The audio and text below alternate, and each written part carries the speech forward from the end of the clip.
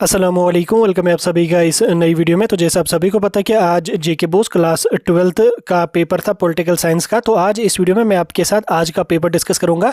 आज के पेपर में कौन कौन से क्वेश्चंस पूछे गए थे, किस टाइप के क्वेश्चंस पूछे गए थे, सब कुछ आपके साथ डिटेल में डिस्कस करेंगे। वीडियो बहुत इंपॉर्टेंट रहेगा, वीडियो को पूरा एंड तक देख लेना। चैनल को भी सब्सक्राइब कर देना, व्हाट्सएप और टेलीग्राम ग्रुप दोनों ज्वाइन कर देना, लिंक दोनों की आपको डिस्क्रिप्शन में मिल जाएगी। तो चलिए वीडियो को शुरू कर लेते, देख लेते हैं यहाँ पे क्लास 12th पॉलिटिकल साइंस के आज के पेपर के बारे में। तो स्क्रीन पे आपको आज का पेपर दिख रहा होगा, मेरे पास जेड सीरीज का पेपर है। ये पेपर आपका 8 पेजेस का आया था। कुल आपके 80 मार्क्स थे। 80 मार्क्स में से आपके 20 मार्क्स जो थे, 80 मार्क्स के अलावा 20 मार्क्स आपको स्कूल वाले जो है वो प्रैक्टिकल्स वगैरह के इंटरनल एक्सटर्नल को मिला के यहाँ पे ऐड करते हैं। थ्योरी का पेपर आपका 80 मार्क्स का यहाँ पे आया था। अब इन 80 मार्क्स में आपके कौन कौन से क्वेश्चन पूछे गए थे, कुल मिला के आपके 21 क्वेश्चन पूछे गए थे। तो 21 क्वेश्चन में से इसमें डिफरेंट सेक्शन से आपके क्वेश्चन पूछे गए थे। जैसे यहाँ पे क्वेश्चन नंबर फर्स्ट आपका ऑब्जेक्टिव टाइप क्वेश्चन आया था सेक्शन ए से। इसमें आपका पूछा गया था in which year ASEAN was established, ASEAN को किस ईयर में एस्टैब्लिश किया गया था। ऑप्शंस आपके पास 4 थे नीचे, इनमें आपको बोलना था कि एशियन किस ईयर में एस्टैब्लिश किया गया था। देन उसके बाद यहाँ पे नेक्स्ट क्वेश्चन आपको पूछा गया था during world war second which country suffered destruction bye nuclear power. ठीक, जो सेकेंड वर्ल्ड वॉर के दौरान किस कंट्री ने सफ़र किया डिस्ट्रक्शन बाय न्यूक्लियर पावर। क्या वो इंडिया था, चाइना था, थाईलैंड था या जापान था। किसी ने यहाँ पे इंडिया को टिक दिया है, तो इंडिया इसका राइट आंसर नहीं है।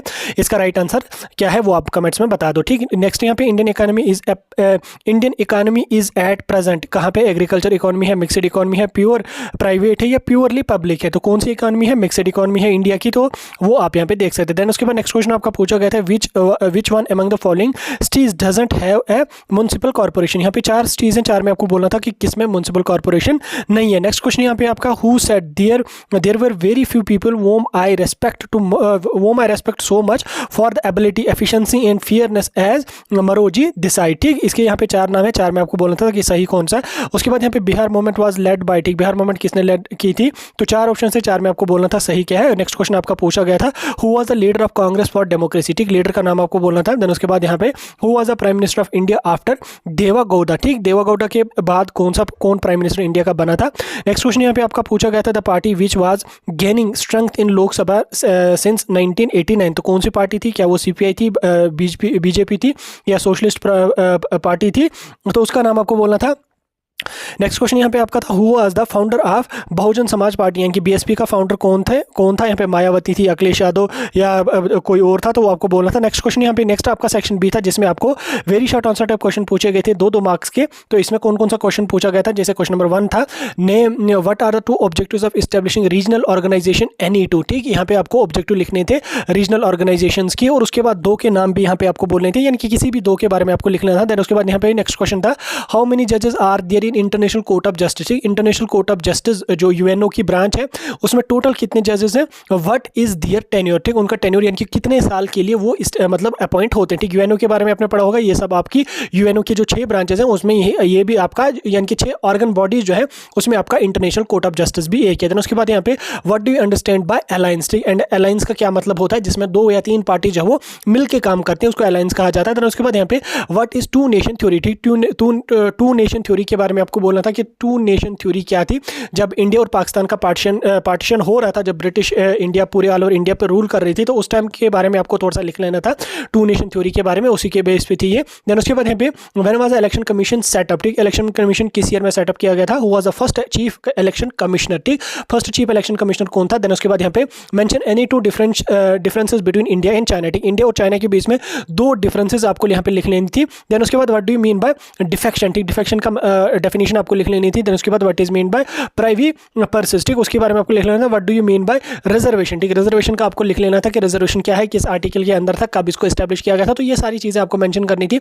सेक्शन सी से अगर हम देखेंगे तो शॉर्ट आंसर टाइप क्वेश्चन थे, 4 मार्क्स वाले क्वेश्चन थे। इसमें पहला क्वेश्चन आपका था opposition is divided house in India explain. Opposition is a divided house in India explain. ठीक, अपोजिशन जब वो उसको डिवाइडेड हाउस इंडिया में कहा जाता है, क्यों कहा जाता है, उसके बारे में थोड़ी सी कहानी आपको लिख लेनी थी। देन उसके बाद explain the AIIMS of United nation. ठीक, यूएनओ के मेन एम्स आपको लिख लेने थे। अब इसमें बहुत सारे क्वेश्चन आपके यूएनओ से बने थे, देन नेक्स्ट क्वेश्चन यहाँ पे आपका था, explain brightly the main characteristics of balance of power. ठीक, बैलेंस ऑफ पावर की मेजर कैरेक्टरिस्टिक्स 4-5 आपको लिख लेने थे। देन उसके बाद यहाँ पे what is the impact of globalisation on state activities. ठीक, स्टेट एक्टिविटीज पे ग्लोबलाइजेशन का क्या मेजर इंपैक्ट रहता था। देन उसके बाद यहाँ पे describe any 4 factors which determine nation building. ठीक, कुछ 4 फैक्टर्स के बारे में आपको लिख लेना था जो डिटरमाइन करते हैं नेशन की बिल्डिंग को। ठीक, नेक्स्ट यहाँ पे आपका था, what is the relevance of UNO in A present day world scenario. ठीक, यूएनओ के बारे में एक और क्वेश्चन आपको पूछा गया था, यानी कि 4 और 4 8 और 2 यहाँ पे 9 मार्क्स आपको, यहाँ पे लगभग 10 मार्क्स आपको यूएनओ से ही पूछे गए थे। देन उसके बाद यहाँ पे नेक्स्ट क्वेश्चन था, explain brightly Lok Sabha elections of 2024। 2024 के लोकसभा इलेक्शंस के बारे में आपको लिख लेना था।